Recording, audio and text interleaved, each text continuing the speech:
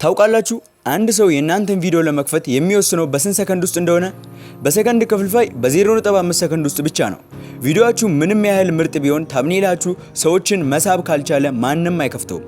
ባጭሩ ኖ ታምኔል ኖ ቪውስ።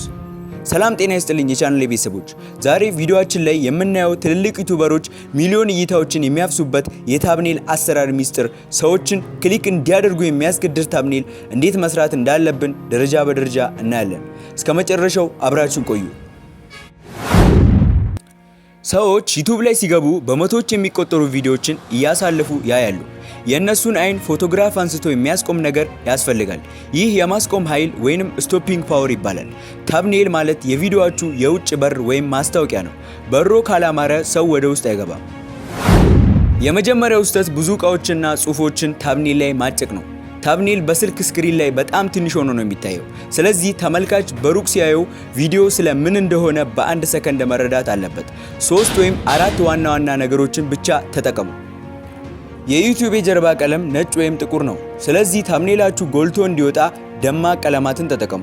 ለምሳሌ ቢጫ፣ ቀይ፣ አረንጓዴ ወይም ሰማያዊ የጀርባ ቀለም። ጥቁር ከሆነ ጽሁፉ ነጭ ወይም ቢጫ መሆን አለበት። በፍጹም የቪዲዮ ርዕስ ወስዳችሁ ታምኔሉ ላይ አትቅዱት። ታምኔል ላይ የሚጻፍ ጽሁፍ ቢበዛ ከ3 እስከ 5 ቃላት ብቻ መሆን አለበት። ጽሁፉ ጉጉት የሚቀሰቅስ መሆን አለበት። ለምሳሌ ርዕሱ ክብደት እንዴት መቀነስ ይቻላል ከሆነ ታምኔሉ ላይ ይህን አቁሙ ወይም በ5 ቀን ውስጥ የሚል አጭር ቃል ይጻፉ።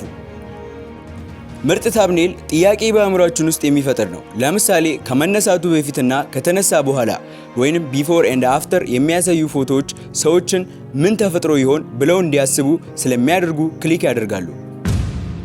ምርጥ ታምኔል ጥያቄ በአእምሯችን ውስጥ የሚፈጥር ነው። ለምሳሌ ከመነሳቱ በፊትና ከተነሳ በኋላ ወይንም ቢፎር ኤንድ አፍተር የሚያሳዩ ፎቶዎች ሰዎችን ምን ተፈጥሮ ይሆን ብለው እንዲያስቡ ስለሚያደርጉ ክሊክ ያደርጋሉ። ለማጠቃለል ያህል ታምኔል ስትሰሩ ቀላል አድርጉት፣ ስሜት ያለበት ፊት ጨምሩበት እና ደማቅ ቀለማትን ተጠቀሙ። ቪዲዮአችሁን ሰርታችሁ ስትጨርሱ ለታምኔል የሚሆን በቂ ጊዜ ስጡት፣ ምክንያቱም የቪዲዮአችሁ ስኬት ግማሹ የተመሰረተው እሱ ላይ ነው። ለዛሬ የነበረን ቆይታ ይህንን ይመስላል። እናንተ ታምኔል ለመስራት የምትጠቀሙበት አፕሊኬሽን የትኛው ነው? ኮሜንት ላይ ጻፉልኝ። ቪዲዮ ከጠቀማችሁ ላይክ ማድረጋችሁን እና አዲስ ከሆናችሁ ሰብስክራይብ ማድረጋችሁን አትርሱ። በሚቀጥለው ቪዲዮ እስከምንገናኝ ቻው።